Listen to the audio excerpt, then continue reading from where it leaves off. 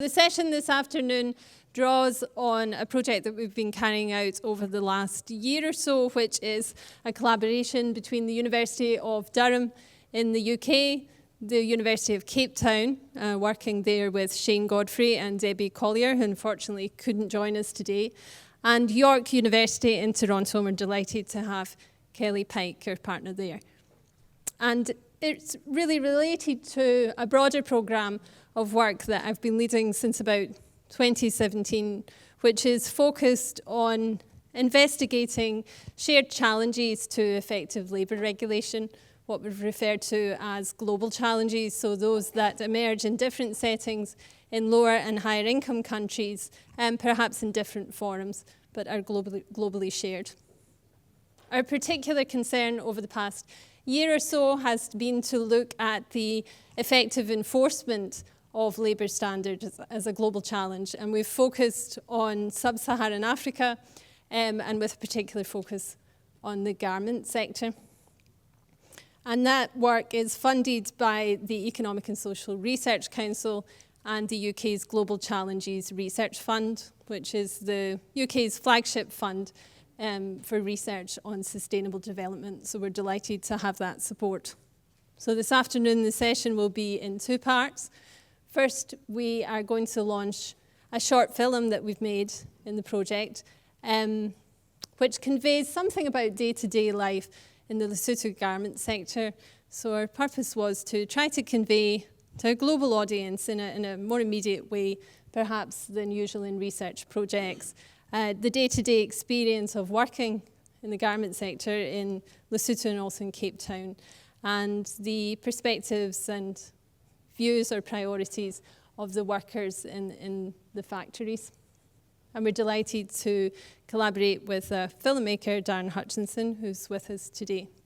And you can see that the film is called Rethabile's story. We have a narrator is Rethabile Ratio, who we had really hoped would come to join us today from Lesotho, but unfortunately she faced problems that turned out to be insurmountable in getting a visa, so she hasn't been able to join us today, but sends her best wishes. And the second part of the session will be a roundtable discussion that focuses on a theme which is at the heart of the work of the conference, as you know, over the last few days, and also to the work of the ILO in its centennial year, which is the future of the work. Which is the future of work. And our panellists are going to focus on that theme with a particular eye to the priorities and needs of sub-Saharan Africa, and the particular concern of our project, which is effective legal regulation. So our producer and director, Darren, is going to, I think, come back and speak after the film, but I think you wanted to say a few words at this point about the process. Thank you, Deirdre. And I must actually initially express my gratitude to Deirdre and to Durham Law School for giving me the opportunity to make this. This is for a filmmaker like myself who's been doing this for about 20 years. The opportunity to make something like that is just incredible. Excuse me, just incredible. The one thing I wanted to point out to start off with is there are two ways to make a documentary, and the most popular way is the way that the majority of TV and film documentaries are put together, which is a lot of pre-production goes down. The producer and director will chat and they'll decide exactly what the storyline is and what they want to get across. And then they will go out and film what they need in order to tell their story. The second way of doing things is not as popular because it's incredibly difficult, is to actually just go out there and understand what the story is and try and capture it and bring it in without a preconceived idea, which is the way that I like to work. It's the way that I've done all the documents. I've done a number of documentaries for TV as well, and this one too. And I had 4 days in Lesotho, and I'd never been there before, and then another couple of days in Cape Town. And I literally just arrived on my own with guidance from Kelly and from Deirdre, and wandered around to try and figure out what was going on. So it might be a little bit rough at the edges, but it's genuinely a true account of what happened. So I hope you all enjoy it. Thank you. Okay. Thank you, Darren. Okay, so I hope you all enjoy Rethabile's story. It was mentioned that if anybody had any questions that they would like to ask, then I'm very happy to ask them so that they could be answered openly. Does anybody have any particular questions? It's one of those moments. Oh, that's fair enough. It's all good. So, right, go on, they're saving me over there. Hello, all right. Have we got a microphone? I just want to shout out. It's good. Just be loud. It's okay. Oh, there's one there. Thank you. Hi. I'm Riani from Indonesia. Throughout the films, I was just wondering whether you also try to meet and interview the government side, because I think the government also has a very important role in this condition. So absolutely. If yes, maybe you can tell us a little bit about the information that you had, and if no, maybe you can give us like an answer why you think that it's not involving government in this film. Thank you. Okay. Well, in the time that I was over in Lesotho and South Africa, it wasn't possible to do everything, unfortunately. I went over there to meet with the people that were literally in the working conditions and what they were doing in the factories. We did attempt to speak with the government representatives that came over to meet when the petitions were handed over. We had to edit the film a little bit from what people said because the Prime Minister was supposed to be there, but he didn't turn up. It was actually the Minister of Labour that came in the end. And we were hoping to maybe have a little chat with them, but they didn't want to. They didn't want to come anywhere near us. So unfortunately, the time that we had, we couldn't get that representation. It's something I'd love to do, but maybe with a bit more time and resources, we could do so. So unfortunately, I can't go into any further on that. Yeah, of course. We did have the involvement, in particular, of the Labour Inspectorate in Lesotho, and we saw in the film that we held a meeting last year in Cape Town, and we welcomed there the Labour Commissioner, Marlese Von who has really been enthusiastically involved in the project, and I hope some of the panel might say a little bit more about the role of the government. Thank you. Thank you, Darren. No As problem. Darren said, he's going to be around for the reception if anyone wants to catch up with him. So if you would just give us, I think the furniture's all been arranged, so perhaps I could just ask the panellists to join me.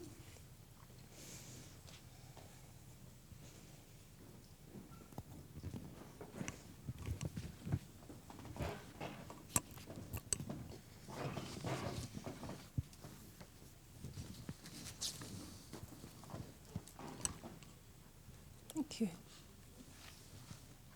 So if we move on to our roundtable discussion, it's a pleasure to welcome my guests, and we're privileged to have with us today, first to my left, Natasja Ambrosio, who is the Head of Sustainability with the Mr. Price Group, international retailer and a major buyer in South Africa, and a company that's also at the forefront of ethical sourcing. Our second guest is Limpho Mandoro, who is a social dialogue and labour administration specialist with the ILO in Pretoria, with long experience of advising and supporting ILO constituents across the region.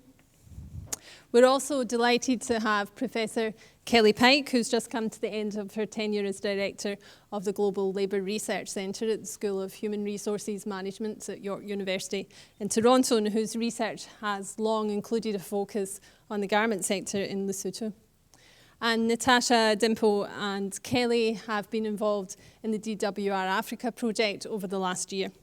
I'm delighted, finally, that we've also going to benefit from having with us Marlese Von Broembsen, Director of the Law Programme at WIEGO, who we're very lucky to have with us today to share some of her broader experience in thinking about the future of work in sub-Saharan Africa.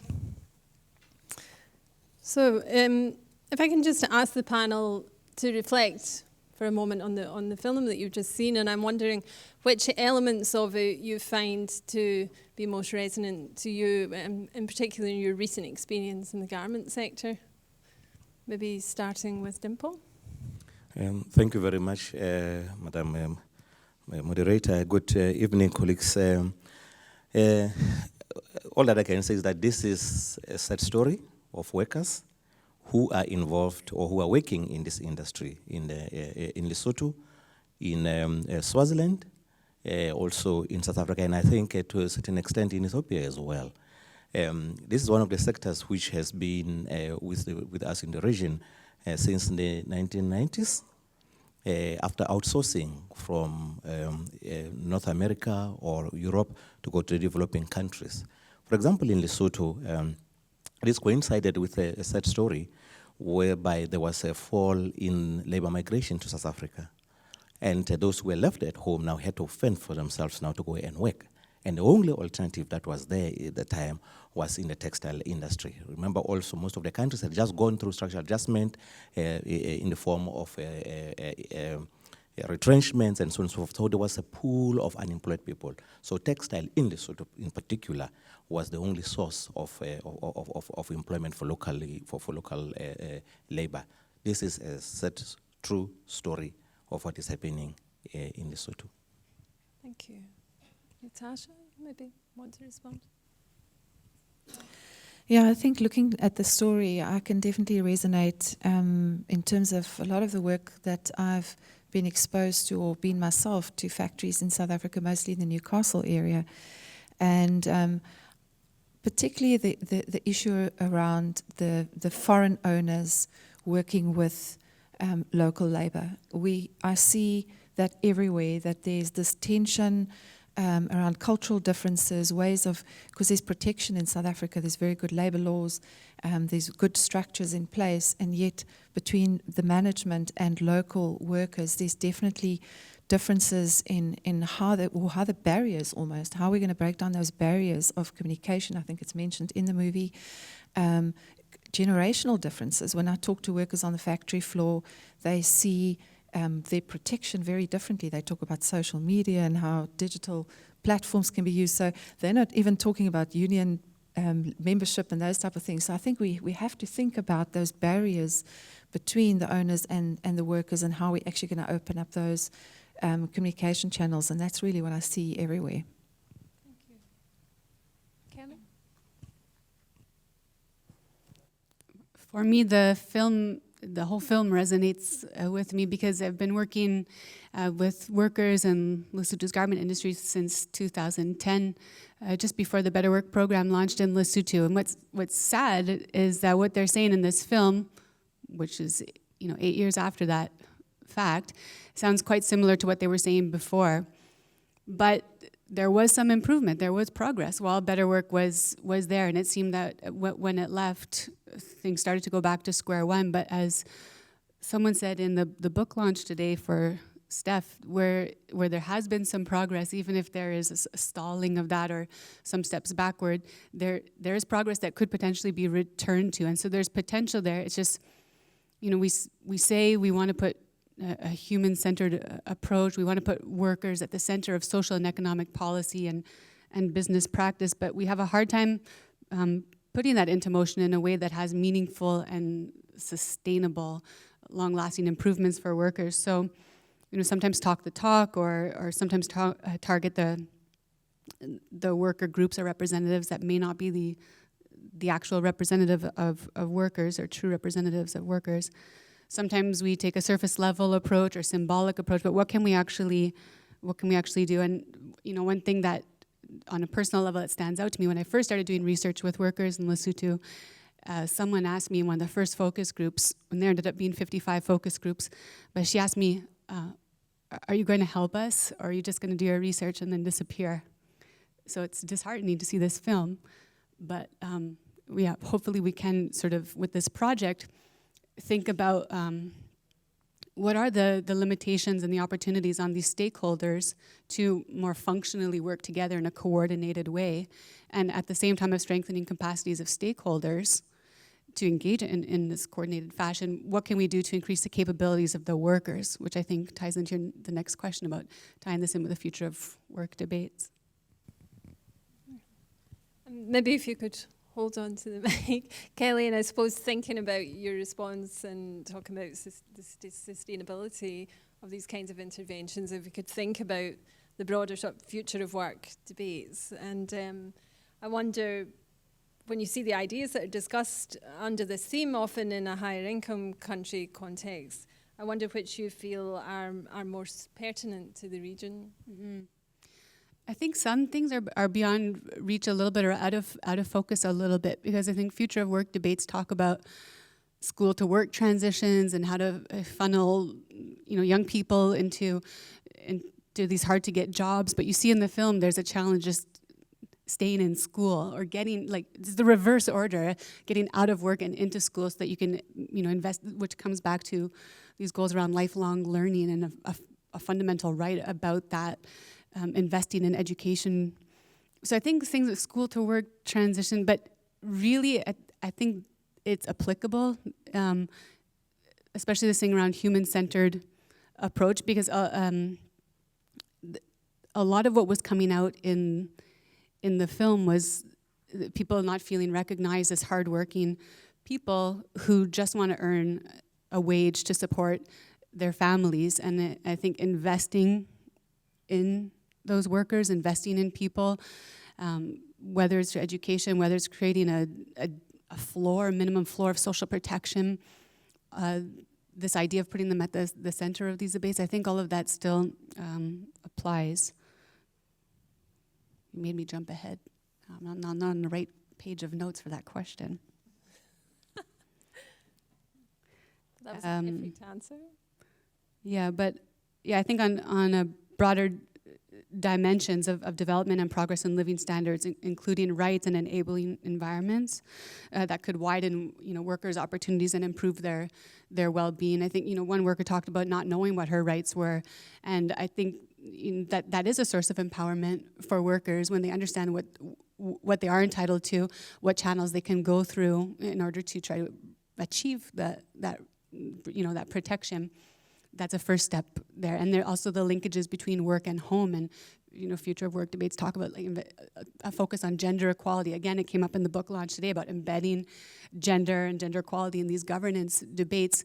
You see training on gender equality, health and safety, those types of things in the workplace. And again, part of what Better Work was doing was having some trickle-over effect into workers' home lives, and that was changing the balance between men and women at home, or men helping out more with the chores, not expecting women to do everything once they got home. People were managing conflict a little bit better. Women talked about, it was sort of funny and sort of not talking about, yelling at their children less or hitting them less. Even there's a reduction in this kind of violence related to stress at home, which made them happier coming to work. This is not surprising, right? You have a happier situation at home. You come to work a little better balanced, and there's an obvious link there. So I think there's lessons from the future of work debates, or suggestions or recommendations that certainly apply in this situation that I think we can think strategically about how to employ.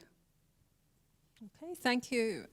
And can I ask you, Dimple, whether you feel that the countries in which you're working are experiencing many of the same problems, perhaps in a more intense way, or whether you see challenges that are particular to the region?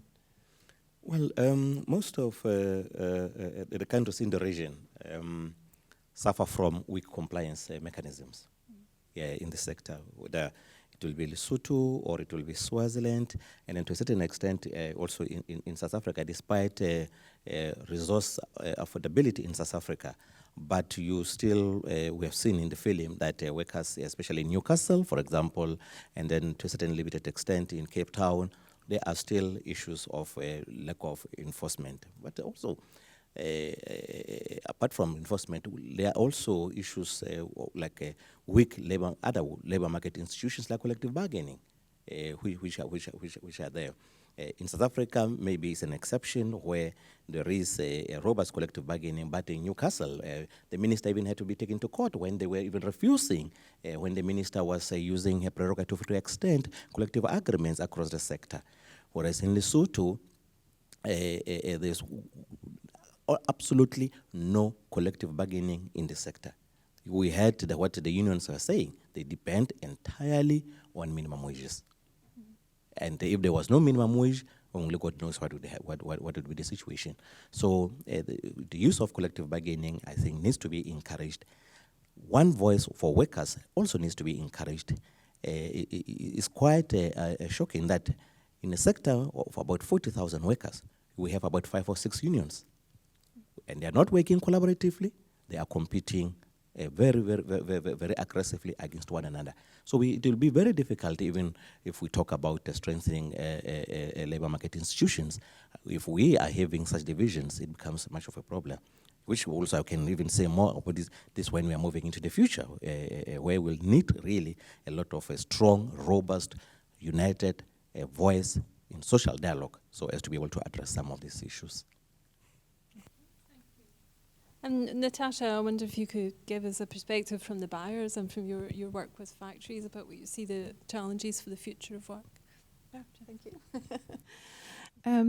Yeah, I think when I ask the regulatory organizations like the Bargaining Council and Department of Labour why it is that they don't enforce the laws that we have in our country, unemployment comes up as a key factor.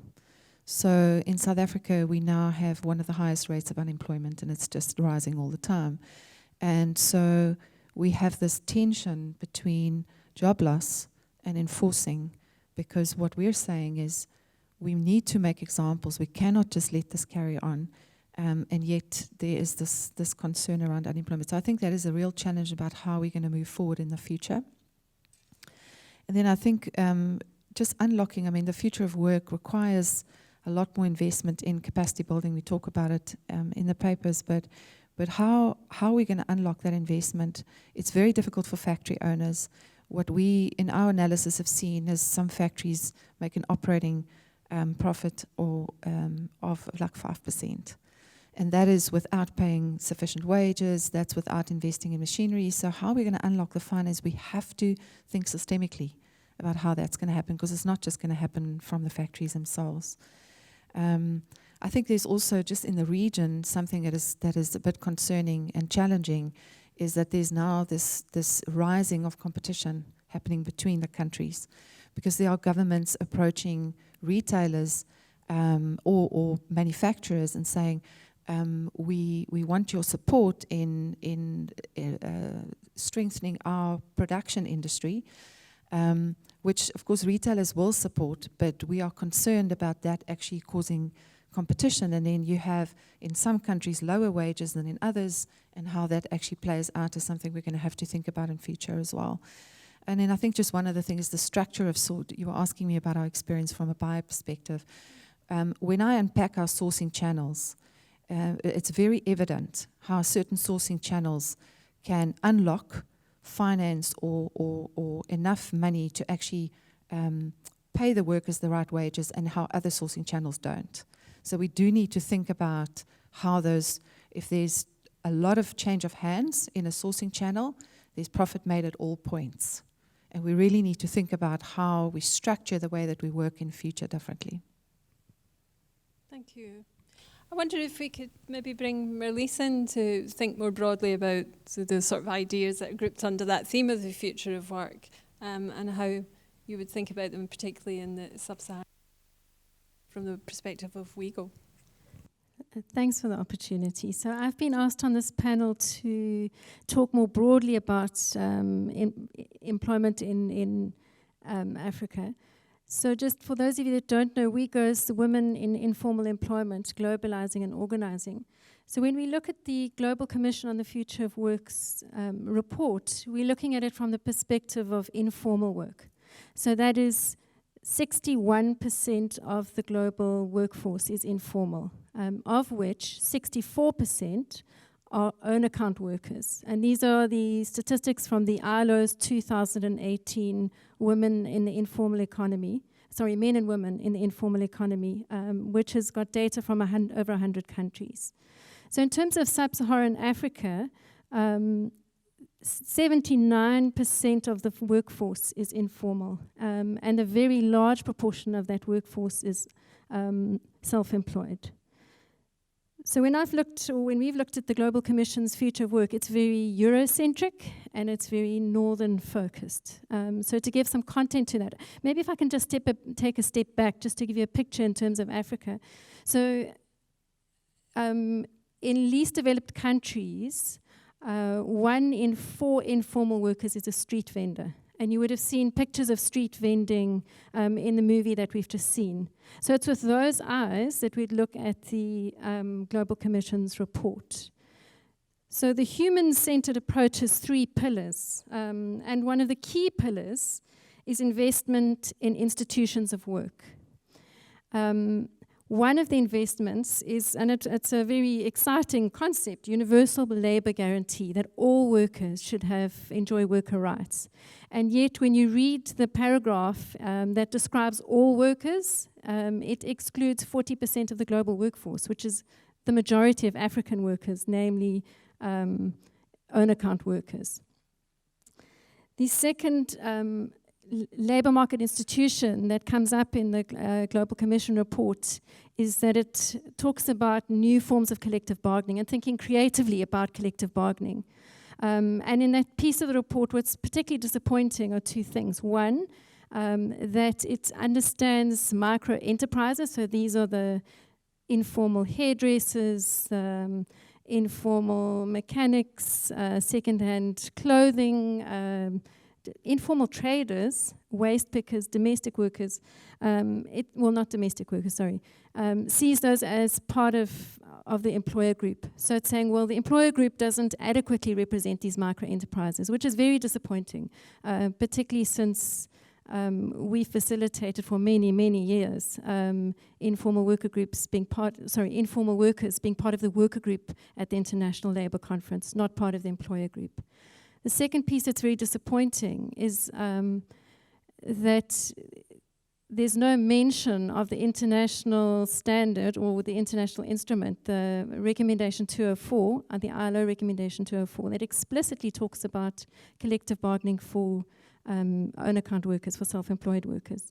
And there's some really interesting work being done in the region, particularly South Africa, the beginning of that in Zimbabwe, on collective bargaining for own account workers, which we could talk a bit more about if you would like. Yeah, that would be interesting. I mean, thinking about moving on from identifying those challenges, it would be interesting to hear more about the policy ideas that you think perhaps in this discussion at the international level and even maybe by the ILO to have been missed. So I think one of the... So maybe I can just preface that a little bit, which is... that I think that if you think about in terms of the state, so the informal economy is huge in Africa. There's little industrialization. It's going to be there to stay. And yet the state is hostile to the informal sector. And when we think about the state, we need to disaggregate it too, in terms of the national state and local authorities. So it's really in the place of cities where most informal workers, if you think about street vendors or waste, because it's at the level of local authority where street vendors, sorry, I'm getting mixed up now, are making their living. So the collective bargaining is not with an employer, the collective bargaining is with a local authority. In the context of South Africa, there's agreement, there's a recommendation 204 subcommittee within the Decent Work Country program that has accepted that there should be collective bargaining for own account workers with local authorities. And there's a legal reform subcommittee that's been set up to look at amendments to the Labour Relations Act. Thank you. Thank you. And I wonder if we could, whichever other of the panellists would like to intervene, to think about, we had a particular interest in this project and making standards more effective, for example, and if you had to suggest a few key policy ideas for the region, I wonder if you could share those with us.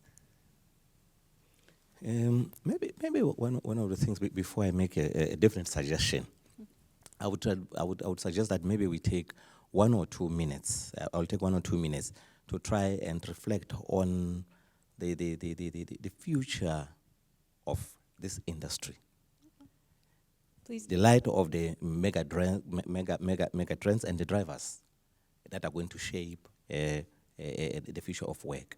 For example, when you look at technological advancements, are we ready as the developing world to take advantage of the technological advances so as to promote or to improve production and even productivity. The chances are that we are not yet there. And what are the implications for this? The implications are that we are going to have a two-tier industry, the one which might be resourced back to Europe and to North America, which will be with good standards and technological advancements, and there in the developing world, where there's still challenge of access to technology and finances to introduce these technologies, we are still going to have some decent work deficits continuing, maybe in the short to medium term. That is my worry. The second issue is that the climate issues that are coming up. The cotton we are using is likely to be affected by these climate changes. This is a highly labor-intensive industry where workers are locked in a big building like this, hot, and so on and so forth.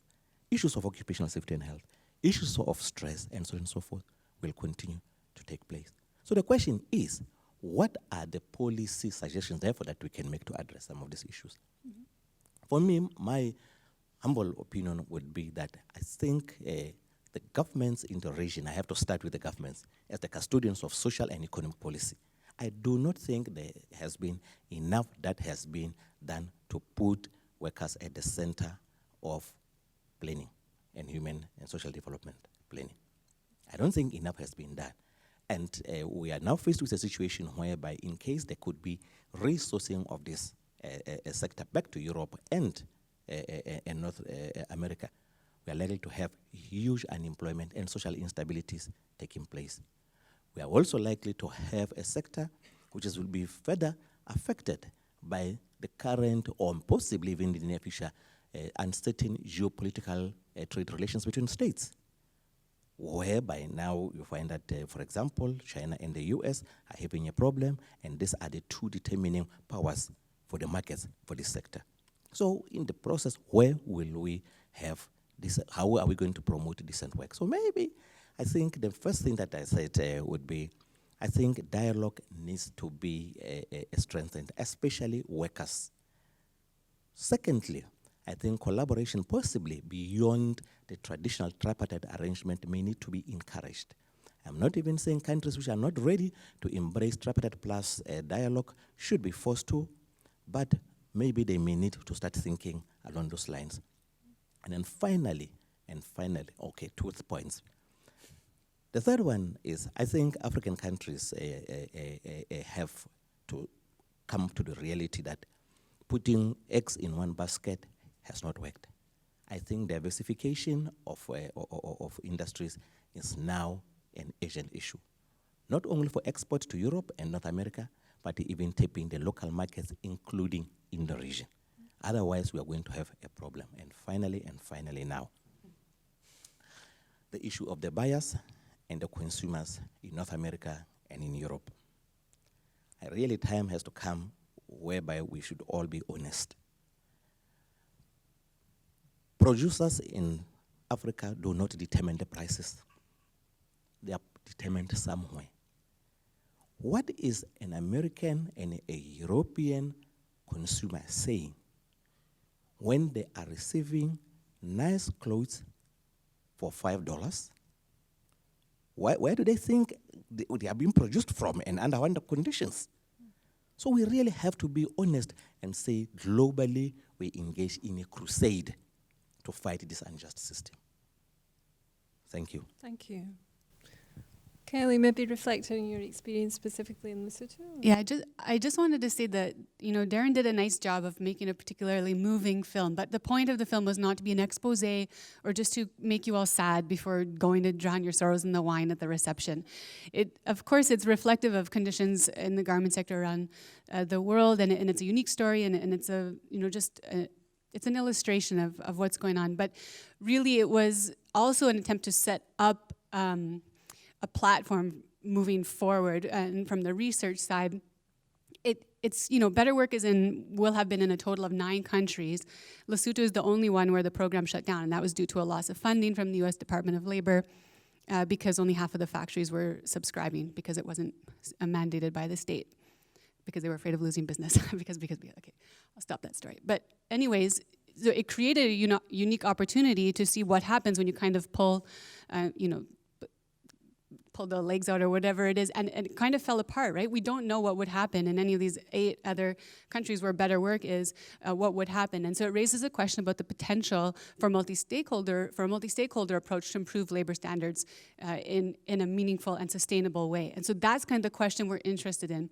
How can you actually, because I do think that that approach is more promising in terms of the discussions around regulating decent work and regulating labor standards and supply chains. So, okay, let's focus on a multi-stakeholder approach. But as an example, we see that it doesn't quite work when there's maybe not an oversight body of the ILO, or maybe not buyers from the US kind of putting some pressure to participate.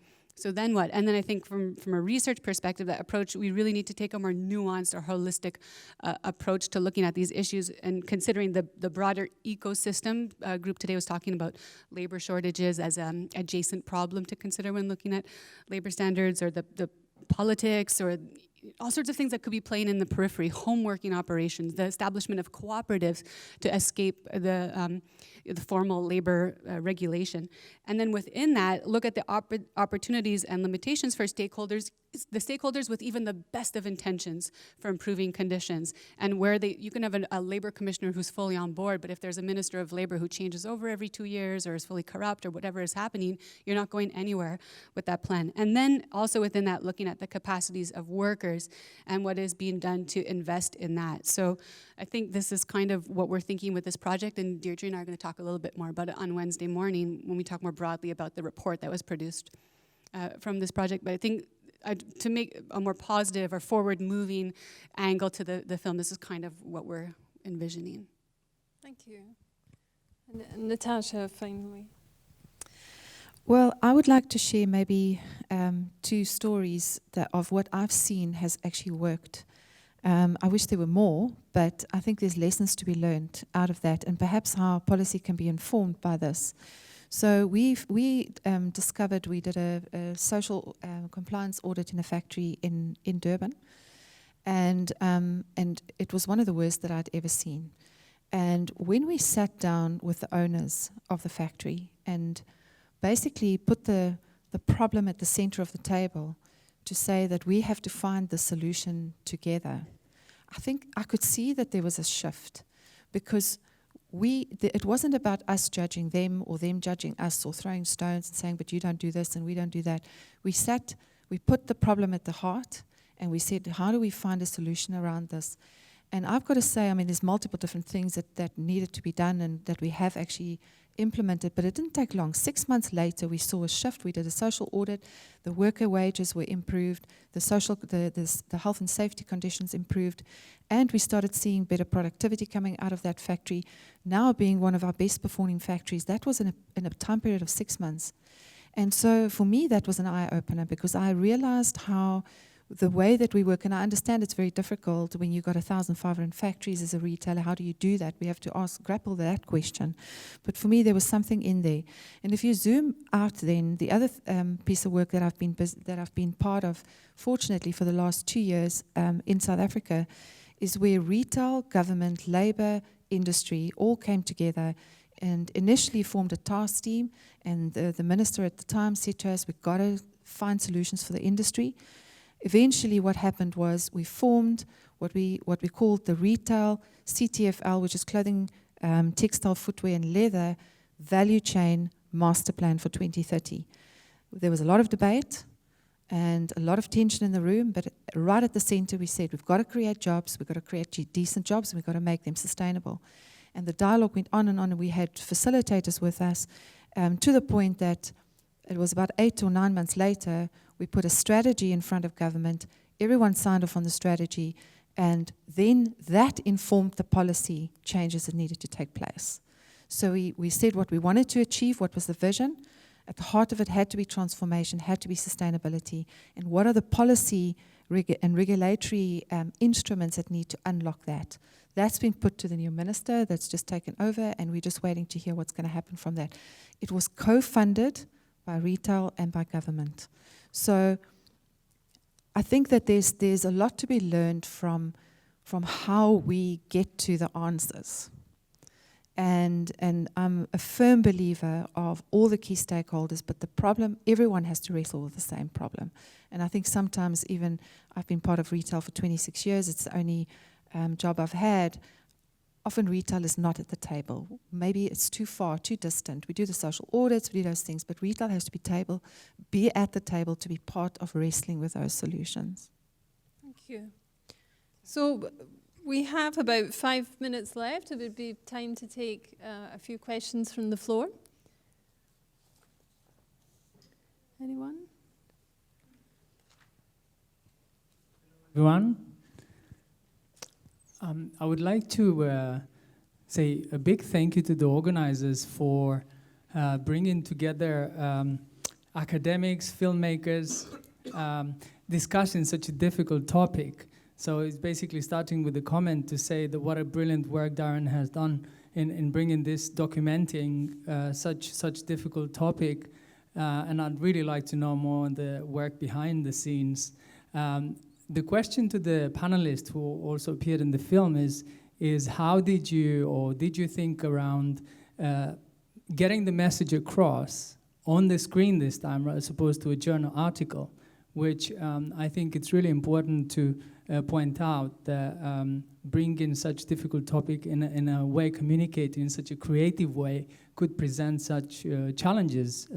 And I was curious to know whether you had these thoughts in the back of your minds when you appeared on the screen and backed up the story. Thank you. We maybe take a few questions and then we can get the panelists to respond.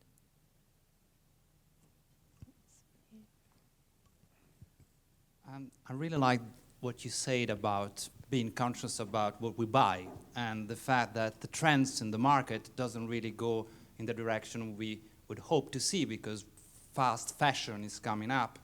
And I heard from a specialist of the garment industry on the production side that in the best case scenario, 50% of what is produced is sold. That's the best case scenario. The normal scenario is 30%, which means 70% of what we see in the shops is not sold. It's just there to attract customer. And then it's resold through other chains.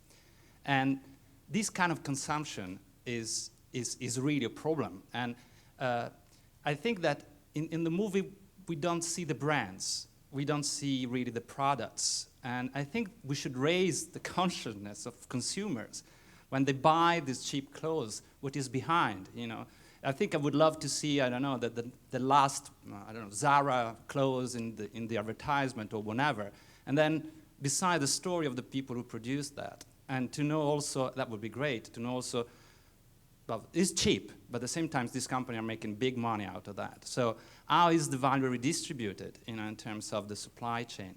And I think that would complement in a great way the movie, to reconnect to our experience as a consumers, because we are all involved into that. So that is a suggestion to really bring the clothes that these people are doing and to show how they are sold and to make the whole loop of the value chain. That would be great in terms, I think, awaken the awareness of consumers that when they buy things, they're not just buying things, they're just agree on a lot of things that perhaps they're not aware of. And perhaps another comment is about the work itself. I mean, this is a problem I know in movies about work, but we don't see too much work. We see people talking about work, but we don't see people actually work. We see it for a certain time.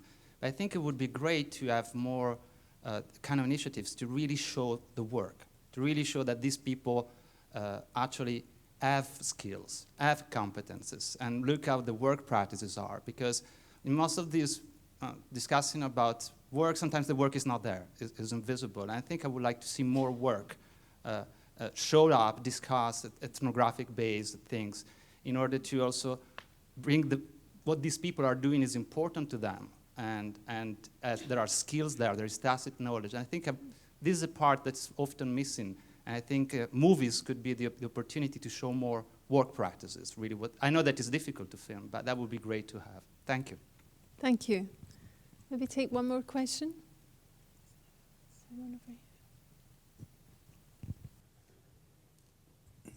Yes, I missed the film, but I understand this was a pretext to discuss issue of labor and work in Africa. So to your knowledge, to your experience, distinguished panelists or people in the audience, are there issues on work in Africa which are so taboo that they can't be discussed even at ILO?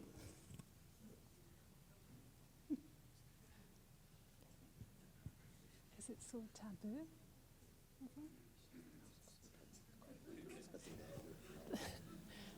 Any panelists want to respond to either of those questions or any of the questions? I would like to maybe just speak to the consumer element that you raised in terms of the film, and maybe particularly, I would support that. We were part of a research that was done particularly for the cotton industry. We built a cotton value chain in South Africa, and we wanted to understand from the consumer perspective, if we bring in sustainable standards, would they be of interest? Would they make any difference if we had to raise pricing because of it, which we didn't have to do, fortunately. But the research, consumer research, indicated that the consumers didn't even think about it. When they went and bought the item, they were just saying, well, you know, don't spoil our fun. We just want to get into a store, buy some products, and we don't want to have to think about all those things. And so I do agree with you. I think we do need, we're all consumers as well, and we do need to think about how we raise the awareness. Because in our experience, where we have even pushed price points, where we've identified problems and pushed a price point, immediately we start seeing the response. The consumer goes, no, what's going on? Why are you becoming expensive? So it's a real challenge even for retailers to push those price points. And we do need to, as consumers, I think about what goes into the cost of that product. On the issue of whether there are certain things which are taboo, which cannot be discussed in the ILO, I think the answer is no. I think the ILO discusses quite a lot of issues, and it has been, and then I think it will continue to, not only regarding issues that are happening in Africa, but anywhere in the world. There are meetings either in the conference or there are technical meetings that are held from time to time to discuss specific issues. So I think the answer is a straight no. There is nothing that cannot be discussed in the ILO, as long as it relates to the world of work. Yes. I wonder if I can say something as a South African rather than as a WIEGO person. I was at the University of Cape Town, and my colleague Shane Godfrey is the primary partner in this project. And I remember in the context of writing a chapter with him, and something that I think is not being said here is why, well, let me backtrack for a moment, is that in a previous session that I was in this morning on global value chains was the fact that we have to look at the role of trade when we think about value chains. We've got to see the institutional background rather than just simply looking at the chains. And in the context of the South African and Lesotho example, we had a thriving clothing and textile industry. And it was in the context of trade agreements and the the lack of the drop in tariffs that Chinese imports could come in. But let me backtrack a moment. I'm doing badly this evening. There was a sectoral determination for the clothing industry, and my colleague Jane could speak to it more fully than I could. That was not being adhered to by Chinese and Taiwanese factory owners in the Newcastle area, and it collapsed the entire system in South Africa. And you'll remember in the film, there was a discussion about the Chinese and Taiwanese factory owners. And so I think, and what was evident in Shane's research was that they were not interested in investing at all in the industry in Lesotho or in having managers that were Lesotho people. And as soon as the preferential trade imperatives were to be removed, they're simply going to leave the country. So I think we have to also see this, in the context of that backdrop. Thank you.